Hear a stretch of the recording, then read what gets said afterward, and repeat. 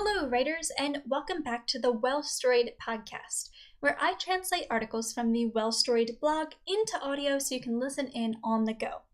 And I am Kristen Kieffer, and today's episode is number 43, which blows my mind because we are coming up on episode number 50 so quickly, but we shall save that celebration for another day. Today, as we do, we are digging back into the Well-Storied blog archives to cover an article I originally wrote on September 19th, 2016. This article is called, "Should You Include an Epigraph in Your Novel?" What is an epigraph, you may ask? Well, we're going to cover that in today's episode, so I hope you're interested enough to listen in because I am not telling you a thing before we get started.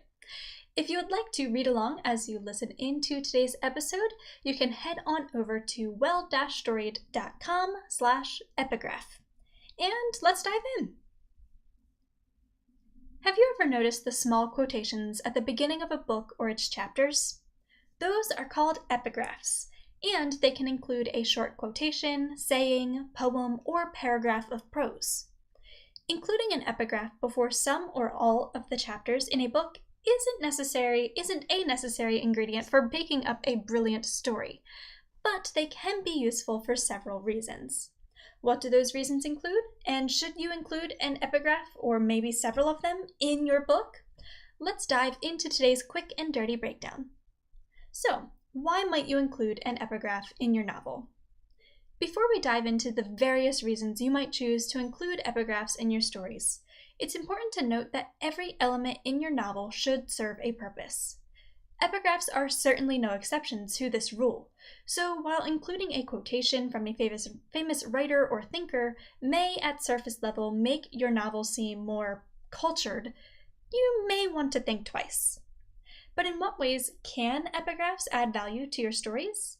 Here are a few powerful purposes an epigraph can serve, with examples from literature to boot. Purpose number 1. They can set the mood. In literature, the mood is the feeling or emotion an author seeks to evoke in their readers. Using an epigraph before your first chapter or at the top of each chapter in your book can be an excellent way to prime readers for the story or chapter they're about to read. Not sure what I mean? Check out these examples from literature. From Fahrenheit 451 by Ray Bradbury, we have, "If they give you ruled paper, write the other way," a quotation by Juan Ramon Jimenez. And from The Gift by Vladimir Nabokov, we have, "An oak is a tree, a rose is a flower, a deer is an animal, a sparrow is a bird. Russia is our fatherland. Death is inevitable," which is a quote from P. Smirnovsky in the Textbook of Russian Grammar. Or for a longer example, I've also included a link to the 3-paragraph epigraph from The White Queen by Philippa Gregory in today's transcript at well-storied.com/epigraph. It's one of my favorites, so make sure to check that out. Purpose number 2. They can foreshadow an event. Epigraphs can also hint at events yet to come in your novel. Take the opening passage from The Great Gatsby by F. Scott Fitzgerald, for example. "Then wear the gold hat, if that will move her. If you can bounce high, bounce for her too. Till she cry, 'Lover, gold-hatted, high-bouncing lover, I must have you,'" which is a quote-unquote quote by Thomas Park D'Anvilliers, which is really just F. Scott Fitzgerald writing as one of his characters from another book. In The Great Gatsby, this passage foreshadows Jay Gatsby's wild attempts to woo the woman he loves, Daisy Buchanan, so you can see how other epigraphs can also foreshadow events in your stories. Purpose number 3. Epigraphs can imply characterization. Epigraphs can also provide authors a way to share important details about their main characters, especially those that would otherwise be difficult to relay in the text. Need a few examples? Here we go. From Frankenstein by Mary Shelley, we have, "Did I request thee, maker, from my clay to mold me man? Did I solicit thee from darkness to promote me?"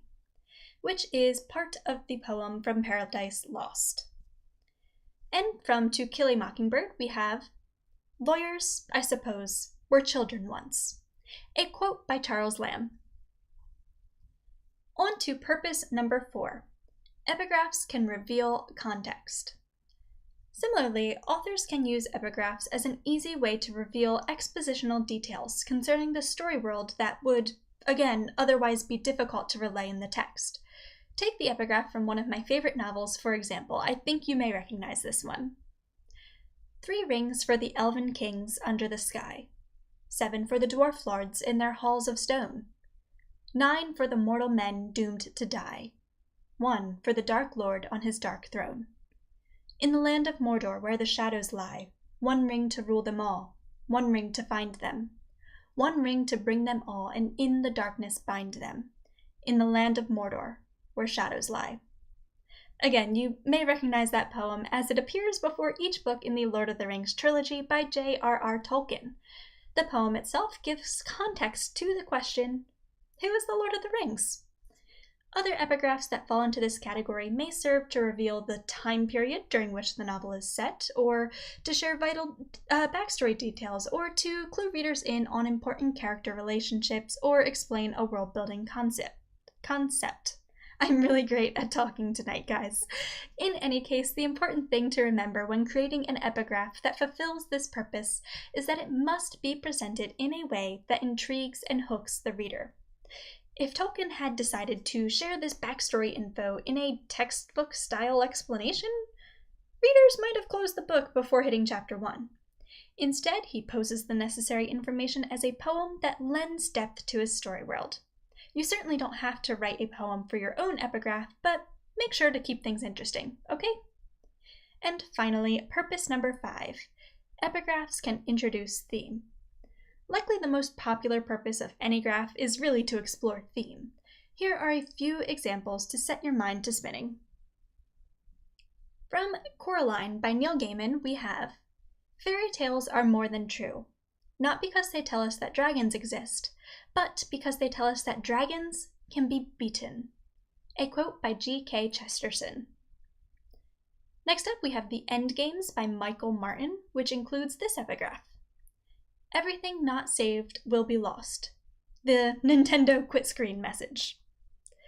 From The House of Mirth by Edith Wharton, we have, the heart of the wise is in the house of mourning, but the heart of fools is in the house of mirth, which is from Ecclesiastes, the book in the Bible. And finally, from White Teeth by Zadie Smith, we have, what is past is prologue, an inscription in Washington, D.C. at a museum. So, should you include epigraphs in your own stories? This choice is completely up to you, writer. Simply put, epigraphs are often unnecessary, but they can serve many purposes and prove to be an exciting way to open your novel. I personally chose to include epigraphs in my upcoming fantasy series, The Books of Mavrin, for 2 reasons. Firstly, I wanted to foreshadow the ways in which these books will break from traditional fantasy genre tropes, as the books do take a dark and what I hope will be unexpected turn. And secondly, as each book in the fantasy series features a new point of view character, I wanted to use the epigraphs as an easy way to transition between these characters. So for example, here's the kind of unedited paragraph from the first book in the series, Lady Legacy. Life is full of falls. Men spill from their horses, children trip, women catch their babies as they tumble from their wombs. On occasion, the troubled pitch themselves from rooftops or rock faces in the hopes of ending a more visceral fall. But it's not the fall that matters. It's the landing, or rather what results of the landing. Broken bones, bruises, tiny scratches that blossom with pinpricks of shiny crimson, or cuts so wide-mouthed and frightening they leave even the strongest queasy as a maiden on her wedding night. This was my domain, the wounded, the fallen. All my years I spent single-mindedly devoted to their cause, and make no mistake, I excelled in my devotion. Every suture was my offering, every set bone my song of praise. For my devotion I was rewarded with a skill of hand and a sharpness of mind that spoke of hallowed greatness. A double-edged sword, for it is said that greatness often breeds blindness. Maybe that was why I never saw my own fall coming. It's my hope that this epigraph not only gives readers a look inside the mind of who the heroine is by the end of her story, but that it also burrows deep down into their consciousness to remind them, as they read the book, that she is never safe, that something threatening always looms in her future. Sharing my reasons for using an epigraph in my own novel may not make the decision easy for you, but I hope it helps clarify whether or not including an epigraph may be the right choice for your book. Now let me answer some of your epigraph questions. Question number 1. Do I need to include epigraphs for each chapter if I've used one at the beginning of my novel or vice versa? Not at all. You can choose to include an epigraph at the beginning of your novel, at the beginning of each chapter in your novel, both, or neither. My only recommendation is that you include an epigraph before every chapter if you do choose to go the route of putting epigraphs before your chapters. I don't recommend skipping any of those chapters. This may just be personal preference, however, so take that piece of advice with a grain of salt. Question number 2. Does an epigraph have to quote someone or something else, or can I write my own?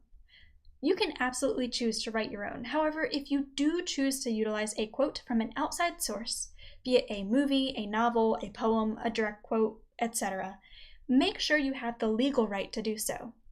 I recommend reading through the article that I have linked from Better Novel Project in today's transcript at well-storied.com/epigraph. It will help you better understand the legal issues surrounding this topic. Question number 3. How long should an epigraph be? While there are no set rules for the use of epigraphs, I do recommend keeping your own under 1 printed page. A few paragraphs at most, really. Remember, you want to hook the reader with an intriguing and insightful snippet, not bore them with an unnecessary chapter. If you expect your epigraph may be longer, you may want to consider it a prologue rather than an epigraph. Looking to the other end of the spectrum, your epigraph can be as little as just 1 word long. Take this quotation from Gravity's Rainbow by Thomas Pynchon, for example. What? Richard M. Nixon. Question number 4. Can my epigraph have multiple purposes? Absolutely. Many of the epigraphs I listed in our breakdown above could probably slide into another category on the list. I even purposefully created my own epigraphs to fulfill multiple purposes too. So, if your own epigraph can be multifaceted, don't hold back. The more purpose it serves, the more powerful it will be.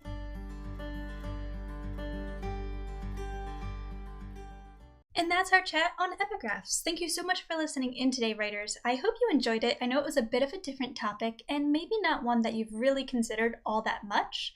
You've probably read a few epigraphs in your time, but how often do we really think about writing them?